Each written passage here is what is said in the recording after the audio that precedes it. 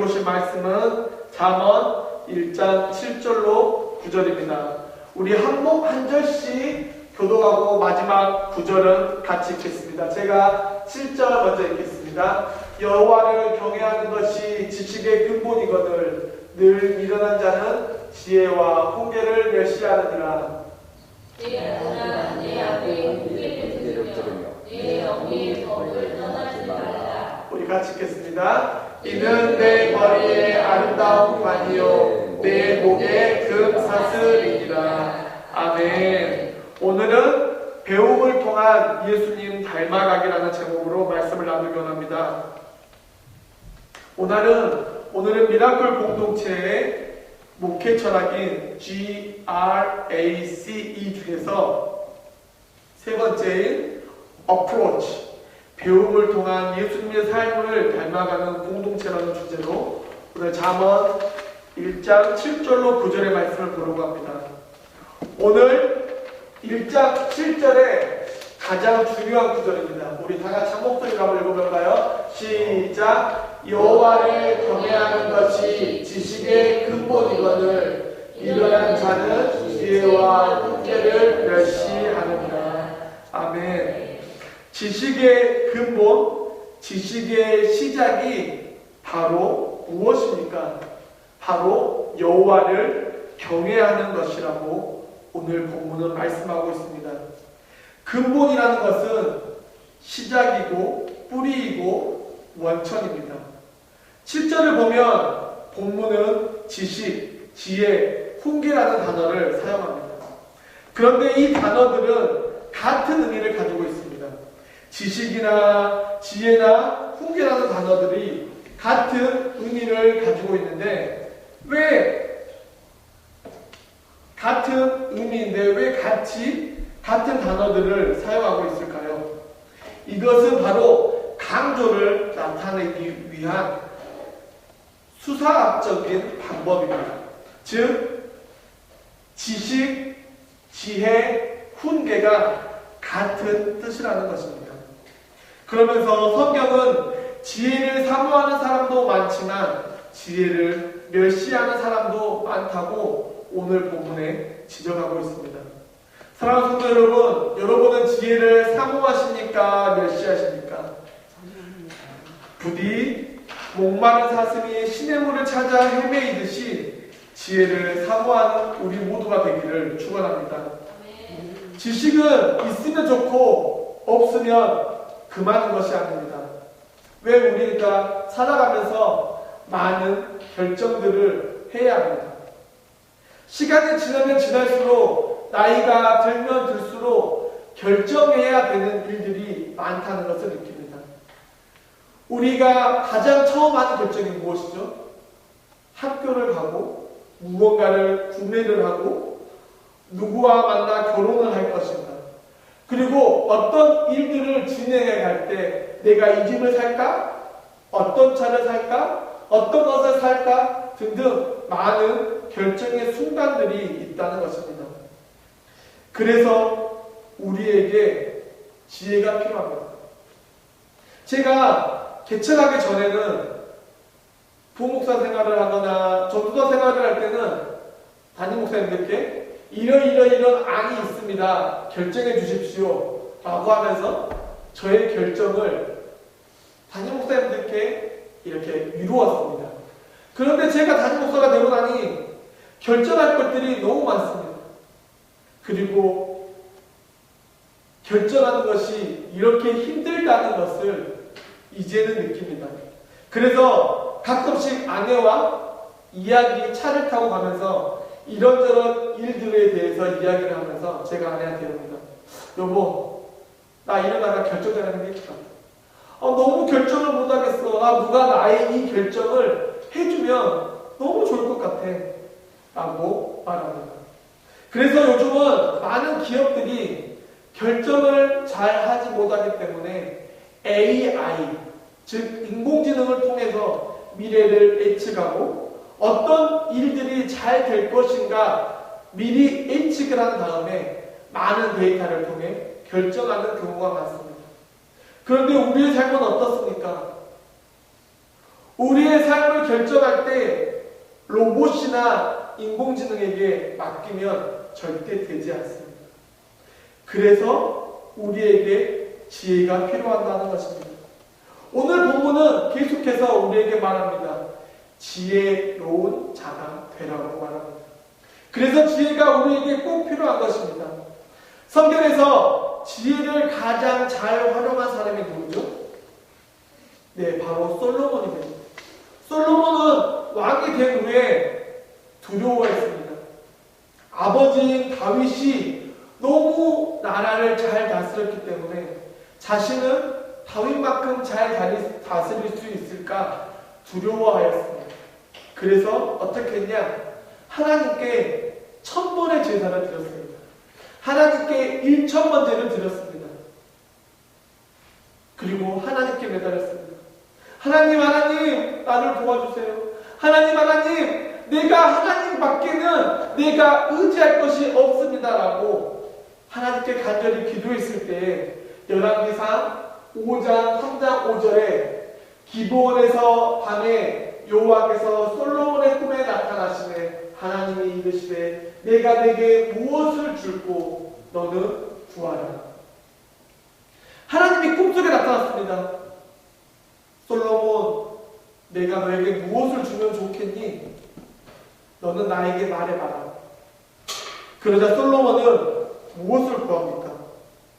솔로몬은 하나님, 잠깐만요. 아니 5분만 아니 1시간만 주세요 라고 말하지 않고 바로 9절에 이렇게 대답합니다.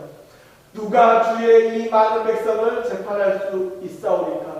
듣는 마음을 종에게 주사 주의 백성을 재판하여 선악을 분별하게 하옵소서.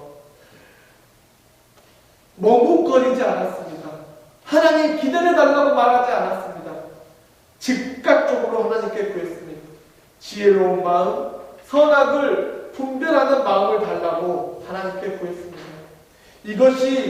이것이 자신을 위한, 하나님 나에게 커다란 왕국을 주세요. 내가 적군과 싸웠을 때 100% 승리할 수 있는 힘을 주세요. 하나님 나의 창고에 금은보화가 가득할 수 있도록 도와주세요 라고 구하지 않았습니다.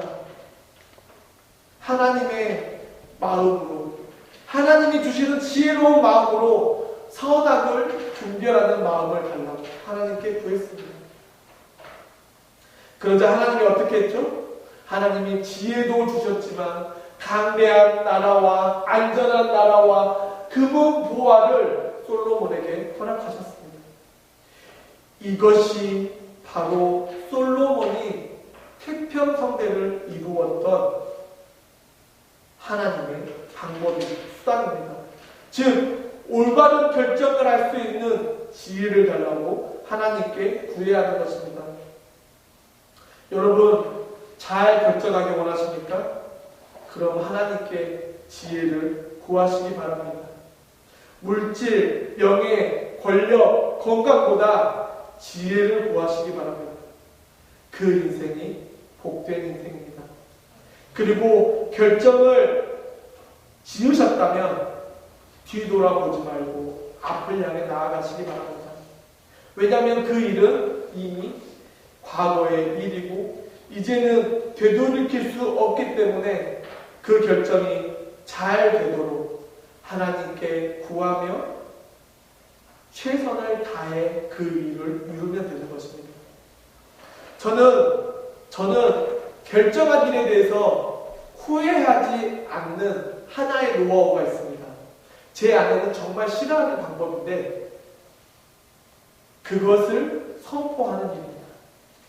내가 결정하고 내가 그걸 선택했으면 선포하는 일입니다. 제가 작년 9월에 개척을 마음 먹었을 때 주위에 만나는 사람들 그리고 주위에 어떻게 할 거냐고 미래에 대해서 물어보시는 분들에게 개척하려고 준비 중입니다 라고 했습니다. 왜냐하면 개척을 준비하려고 했을 때 주위로부터 많은 유혹들이 저에게 왔습니다. 좋은 교회 담임 목회 자리, 좋은 교회 부목사 자리, 또는 좋은 교회에서 뭐 몇 년 뒤에 단임 목사가 되게 하겠다라는 그런 제안들이 왔지만 제가 이미 제 입으로 뭐라고 했죠? 저는 개척할 것입니다 라고 뱉었기 때문에 후회하지 않았습니다. 그 일에 대해서 공복하지 않았습니다. 하지만 마음속으로는 조금 하지만 저는 정말 잘했다고 생각합니다. 왜냐하면 하나님이 우리를 부르셨고 하나님께서 이 교회를 세우셨고 하나님께서 주신 그 비전을 향해서 이야기할 수 있고 방향에 대해서 이야기할 수 있고 방향에 대해서 같이 쉐어할 수 있기 때문입니다. 그리고 가장 중요한 것은 내가 그것을 선포함으로 내가 그것을 페이스북이나 광고를 함으로 내가 많은 사람들과 그것을 나눔으로 내가 아닌 하나님께서 하실 거라는 것을 선포할 수 있기 때문입니다. 그리고 그러면 하나님이 하십니다. 하나님이 할 수 있는 지혜도 주시고 힘도 주시고 함께 할 수 있는 사람도 만나게 하실 거라 것을 믿기 때문입니다. 이것이 우리에게 지혜가 필요한 이유이며 하나님을 의지해야 하는 이유입니다. 결정한 후에 염려하거나 두려워하지 마시기 바랍니다. 왜냐하면 그 결정은 내가 한 것이 아닙니다. 내 IQ나 내 EQ나 나의 주위의 똑똑한 사람들이 한 게 아닙니다. 하나님이 주신 지혜를 통해서 결정한 것이기 때문에 염려하거나 두려워하지 마시기 바랍니다. 하나님이 우리와 함께 하심을 믿고 나아가시기 바랍니다.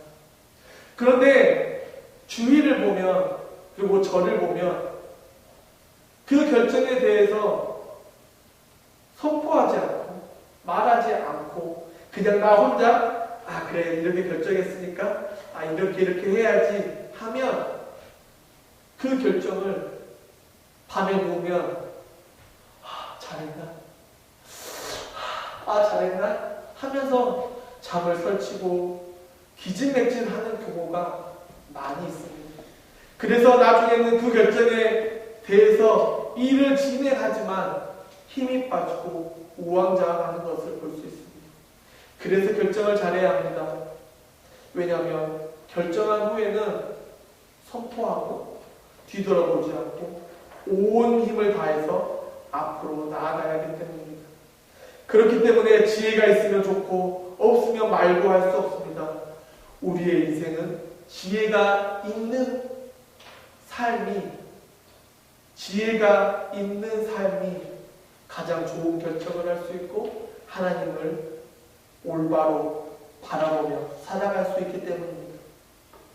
다른 말로 인생을 잘 살기 위해서는 어떻게 결정되느냐, 무엇을 기준으로 결정하느냐 이것에 달려있다는 것입니다. 그래서 결정이 중요한 것입니다. 좋은 결정이 삶을 바꾸는 것입니다. 그런데 어리석은 결정은 어떻게 됩니까? 우리의 삶을 나락으로, 우리의 삶을 구렁텅이로 빠뜨릴 수 있다는 것입니다. 가장 좋은 애가 무엇입니까? 대한민국 대통령들이 어떻습니까? 5년 동안 임기를 잘 마칩니다. 그리고 몇 년 뒤에 어디를 가죠? 네. 지금까지 많은 대통령들이 모두 다 감옥에 갔습니다. 모두 다 퇴임 후에 감옥에 갑니다. 그래서 우리는 그들을 위해 기도해야 합니다. 우리가 그들을 위해 기도하지 않으면 그들의 선택이 잘못되고 그들의 잘못된 선택 때문에 우리의 삶이 풍요로울 수 있는 데서 허무한 삶이 되고 우리의 삶이 풍요를 누리지 못하는 것입니다. 사랑하는 성도 여러분, 올바른 결정하시기를 축원합니다. 결정 하나로 우리의 모든 것이 무너질 수 있습니다. 젊을 때는 미래를 위해서, 돈을 벌기 위해서 지혜가 필요합니다. 나이 들어서는 삶을 잘 마무리하기 위해서 지혜가 필요합니다. 왜냐하면 세월이 지난다고 내 안에 있는 욕망이, 내 안에 있는 욕심이, 내 안에 있는 정욕이 없어지거나 면제되는 것이 아니기 때문입니다. 그래서 평생을 지혜를 구하고 평생을 지혜로운 사람으로 살아갈 수 있기를 간절히 축원합니다. 왜냐하면 그런 결정을 한 것도 거기에 간 것도 모두 내가 책임지고 내가 안고 가야 하는 것이기 때문입니다. 그렇기 때문에 지혜로운 결정을 위해서 하나님을 붙드시길 바랍니다. 하나님을 경외하시기 바랍니다. 그리고 결정했다면 누군가에게 책임을 미루지 않기를 바랍니다. 누군가에게 책임을 전가하지 마시기 바랍니다. 왜냐하면 나의 결정이기 때문입니다. 그래서 흔히 세상 사람들은 이런 말을 합니다. 잘 되면 내 탓, 못 되면 남 탓. 절대 그렇게 살면 안 됩니다. 우리 믿는 사람들은 잘 돼도 남 탓, 못 되면 내 탓 해야 합니다. 그런데 잘 되지 않습니다. 항상 잘못된 거에 대해서 누군가를 원망하기 원합니다. 저 역시도 마찬가지입니다. 일주일 동안 설교를 열심히 준비하다가 가끔씩 금요일날 딜리트 키를, 삭제를 누를 때가 있습니다. 왜냐하면 말씀이 풀어지지 않기 때문에. 그러면 어떻게 하죠? 당신이 나를 잘 서포트해 주지 않아서 그래. 애들이 너무 나를 힘들게 해서 그래. 내 탓인데. 가족 탓을 하고 남 탓을 할 때가 많다는 것입니다. 우리가 한 일에 대해서 우리가 책임지는 것입니다. 그래서 우리가 지혜를 구하는 것입니다. 나를 위해서 지혜를 구하는 것이고, 배우자를 위해서 지혜를 구하는 것이고, 자녀들을 위해서 지혜를 구하는 것이고, 지체들을 위해서 지혜를 구하는 것입니다. 왜냐하면 지혜가 있어야 좋은 결정을 할 수 있기 때문입니다. 그런데 주변에 있는 사람들은 지혜를 IQ라고 착각할 때가 있습니다. 그런데 IQ는 선천적으로 태어나는 것입니다. 그런데 지혜는 선천적이지 않습니다. 지혜는 우리가 하나님을 사모하고 하나님을 경외하고 하나님을 의지할 때에 하나님의 자녀로 영광을 누릴 수 있도록 하나님이 주시는 것이 지혜라는 것입니다. 만약에 우리가 선천적으로 지혜를 갖고 태어났다? 그러면 이 땅에 예수님이 오실 필요가 있었을까요? 아마 오실 이유가 없었을 것입니다. 왜냐하면 우리는 지혜롭게 모든 결정을 하고 지혜롭게 살았기 때문입니다. 그런데 우리가 지혜롭지 못해서 어떻게 했죠? 하나님의 아들 예수 그리스도를 알아보지 못했습니다. 그래서 예수 그리스도를 십자가에 못 박도록 선동했습니다. 예수를 못 박아라! 예수를 못 박아라! 예수를 못 박는 만행을 저질렀습니다. 그런데도 하나님은 부활하신 예수님을 알 수 있도록 우리에게 지혜를 주셨습니다. 그래서 우리는 지혜를 구해야 합니다. 지금 눈앞에 있는 문제들을 해결할 수 있는 지혜, 내 앞에 있는 일들을 잘 처리할 수 있는 지혜를 구해야 합니다. 어린아이가 구구단을 빨리 외우고 외국어를 잘하는 것은 지혜로운 게 아닙니다. 그냥 IQ가 높은 것입니다. 그 아이의 인생에 IQ도 중요하지만 그 아이의 인생에 지혜가 더 필요합니다. 왜냐하면 우리는 무슨 일을 하든지 하나님의 영광을 위해, 하나님 나라를 위해 일하는 사람이기 때문입니다.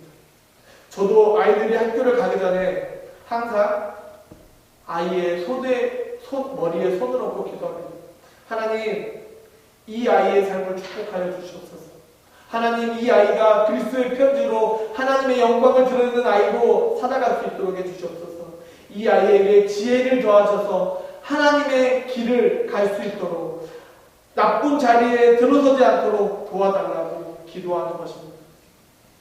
그 기도를 아이들은 기억합니다. 저희 한솔이가 매번 아침마다 제가 아이를 스쿨버스까지 데려다주고 그 앞에서 기도를 합니다. 그리고 제가 깜빡 잊고 기도를 안 하려고 할 때 한솔이가 그럽니다. 아빠 기도해줘야지.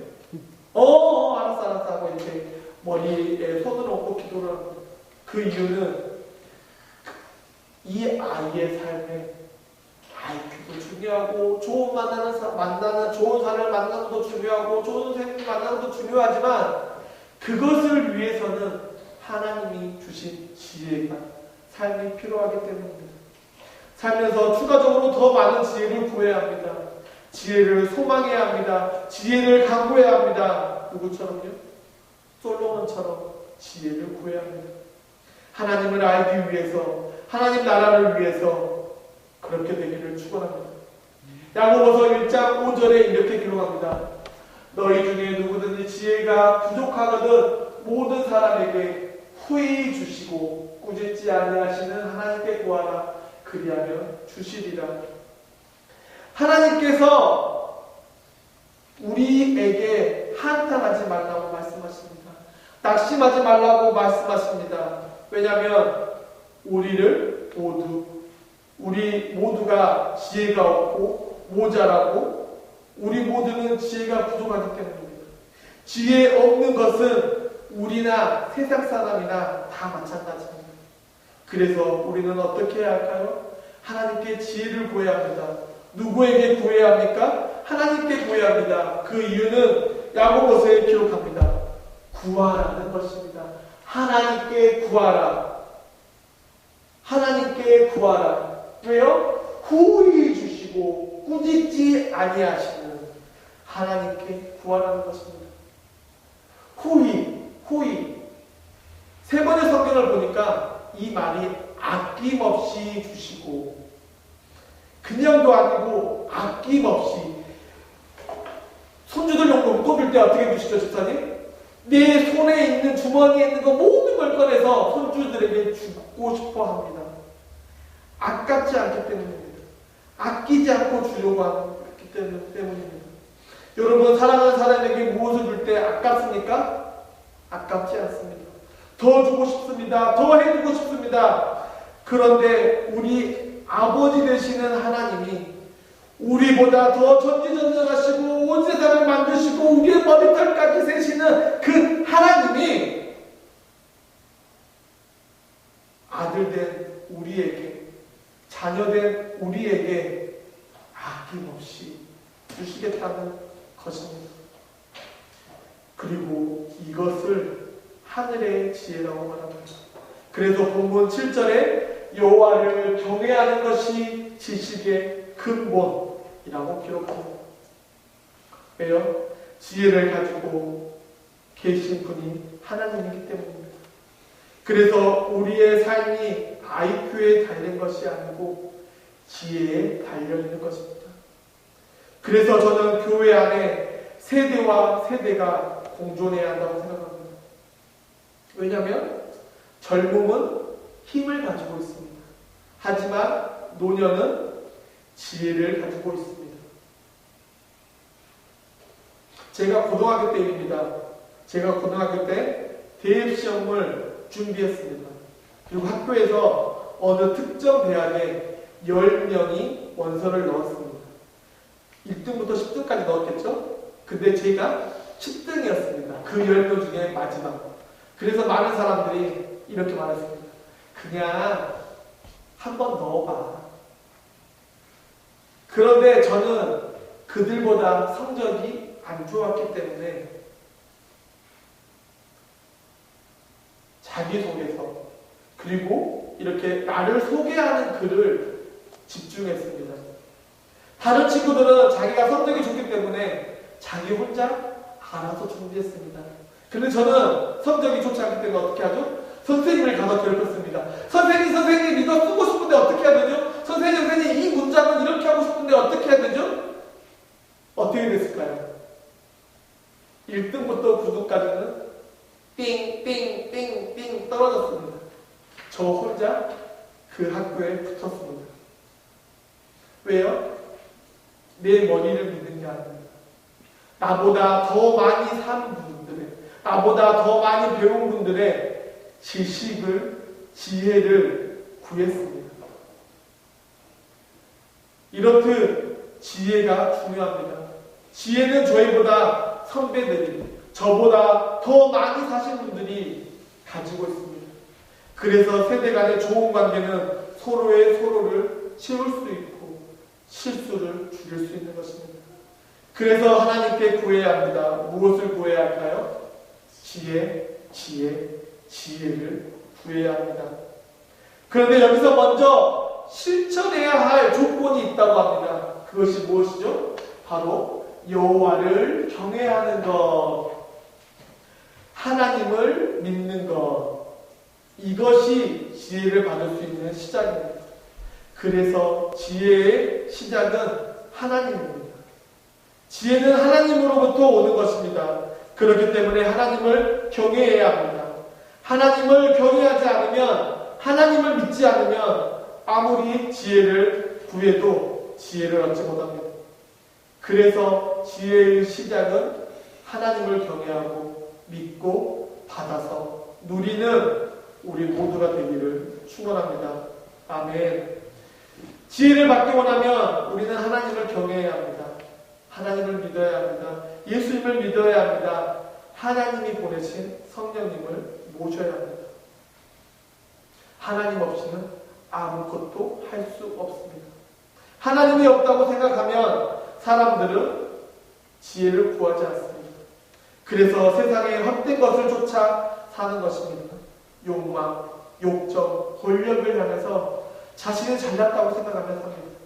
그래서 7절에 미련한 자는 지혜와 훈계를 멸시한다고 기록합니다. 미련한 자는 하나님의 지혜나 파워를 믿지 않습니다. 무엇을 믿죠? 내 주먹 밀어봐. 이렇게 말합니다. 내 머리 밀어봐. 이렇게 말합니다. 신학생 시절에 방학 때 농어촌으로 여름 성경학교 봉사를 간 적이 있습니다. 여름 성경학교를 3일 남기고 동네를 돌며 전도하는데 한 60 정도 되신 어르신이 슈퍼마켓에서 막걸리를 한 잔 들이키시면서 저희에게 묻습니다. 뭐예요? 교회에서 나왔어? 나 예수 안 믿어. 시끄럽게 하지 말고 예수 믿지 말고 내 주먹 믿어봐. 그러시는 것입니다.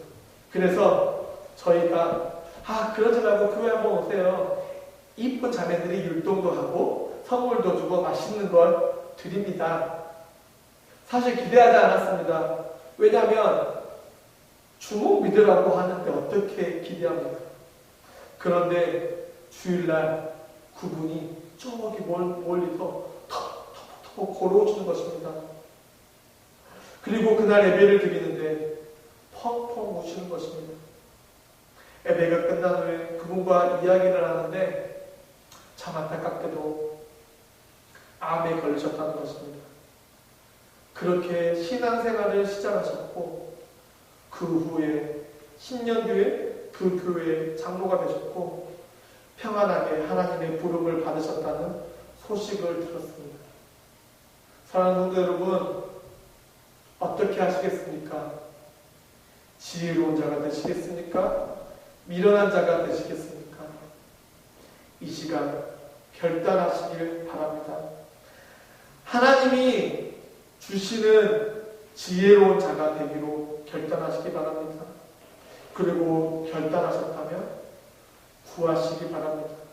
왜냐하면 이미 우리는 지혜를 받을 자격을 갖추었기 때문입니다. 그래서 잘하신 것입니다. 하나님을 경외하기로, 하나님을 믿기로, 예수님을 믿기로, 성령님을 의지하기로 결단하신 것을 잘하신 것입니다. 그럼 이제 우리의 다음은 무엇이죠? 받기만 하면 됩니다. 하나님께서 주시는 지혜를 받으면 됩니다. 어떻게 받아야 할까요? 매일 성경을 읽고 그릇이 준비되었기 때문입니다. 그래서 받으면 됩니다. 꼭 받아서 지혜로운 삶을 살아가는 저와 미라클 공동체가 되기를 축원합니다. 그런데 7절 하반절에 미련한 자는 지혜와 훈계를 멸시하느니라 라고 말합니다. 지혜는 훈계와 묶여있는 단어입니다. 훈계가 무엇이죠? 교훈이고 책망입니다. 지혜로운 자는 훈계도 교훈도 책망도 듣습니다. 왜냐하면 그것이 지혜이고 그것이 지혜로운 자들의 행동이기 때문입니다. 그러면서 8절에 내 아들아 내 아비의 훈계를 들으며 내 어미의 법을 따를지어다. 우리 하나님께서 지혜를 주십니다. 그리고 그 자녀들의 부모를 통해 훈계와 법을 주십니다. 부모님들을 통해 지혜와 훈계를 배우라는 것입니다. 하나님을 경외하는 자들에게 지혜를 주신다고 말씀하십니다. 그것은 부모를 통해 주신다고 말합니다. 그런데 참 아이러니한 것은 자녀들이 부모의 어떤 것을 갖죠? 좋은 것을 담나요? 안 좋은 걸 담나요? 네, 보통 좋지 않은 것을 담습니다. 나의 못생긴 어느 특정 부위를 안 닮았으면 좋겠는데 아이가 태어나면 꼭 좋지 않은 걸 담습니다. 그리고 나의 좋지 않은 버릇을 배웁니다. 그래서 지혜가 필요한 것입니다. 그래서 모두가 지혜가 필요한 것입니다. 왜냐하면 하나님을 섬기는 것도 부부생활도 친인척 관계도 자녀를 키우는 것도 모두 지혜가 필요하기 때문입니다. 사랑하는 성도 여러분, 지혜로운 자들이 되기를 간절히 축원합니다. 지혜를 통해 올바른 결정을 하시기를 축원합니다. 그리고 그 지혜로운 결정들을 통해 어떤 일이 일어나냐? 이는 내 머리에 아름다운 관이요 내 목에 금사슬입니다. 아멘. 지혜의 결과로 하나님께서 우리를 빛나게 해주시겠다는 것입니다. 우리의 머리에 아름다운 관을 씌우시고 내 목에 아름다운 금목걸이를 통해 하나님께서 우리를 통해 영광을 나타내신다는 것입니다. 지금 지혜로운 결정을 해서 때로는 내가 손해볼 수 있습니다. 나의 지혜로운 결정 때문에 억울할 수 있습니다. 나의 지혜로운 결정 때문에 화날 수도 있습니다. 나의 지혜로운 그 결정 때문에 내가 오해받을 수 있습니다. 하지만 그것이 상급으로 돌아온다는 것입니다. 요한복음 14장 2절로 3절에 우리 한 목소리로 같이 한번 읽어볼까요? 시작. 내가 너희를 위하여 거처를 예비하러 가노니 가서 너희를 위하여 거처를 예비하면 내가 다시 와서 너희를 내게로 영접하여 나 있는 곳에 너희도 있게 하리라. 아멘. 하나님이 이런 우리를 위해서 우리가 거하실 곳을 이미 마련하시고 기다리고 계신다는 것입니다. 마지막 날에 우리를 위해서 벗은 발로 맞아서 너 고생했다. 세상에서 사느라 고생했다. 세상에 사느라 고생했다. 라고 우리를 맞아주시겠다고 약속하십니다. 그때를 기억하면서 손해를 견디고 분함을 견디고 억울함을 견디고 지혜를 구하며 그 받은 지혜로 하나님 보시기에 아름다운 결정들이 넘치는 삶이 되시기를 간절히 축원합니다. 그런데 잘 되지 않을 수 있습니다. 하지만 계속 도전하시기 바랍니다. 그리고 하나님의 도우심을 구하시기 바랍니다. 실패했다고 좌절하지 마시고 크게 심호흡하시고 다시 도전하시기 바랍니다. 그러면 하나님께서 우리를 통하여 아름다운 관과 금 목걸이를 우리의 삶에 그 영광을 나타내실 것입니다. 그것을 믿고 간구하며 나아가시기를 나아가는 저와 미라클 공동체 성도들 되시기를 간절히 축원합니다. 기도하겠습니다. 하나님 아버지, 우리의 삶에서 매일매일 하나님의 지혜를 구합니다. 구하는 자에게 아낌없이 주시겠다고 약속하신 주님, 우리에게 매일매일 지혜를 부어주시고 그 지혜로 인해서 예수님을 닮아가는 삶을 온전히 살아갈 수 있도록 인도해 주시옵소서. 때로는 우리가 지혜로운 선택 때문에 억울하고 넘어지고 아플 수 있지만 그것을 하나님이 부어주셔 주시는 지혜로 극복할 수 있는 은혜를 더하여 주시옵소서. 우리에게 힘을 주시고 그리스도의 편지로 하나님의 사랑으로 세상을 승리할 수 있도록 인도하실 것 믿사오며 예수님 이름으로 기도합니다.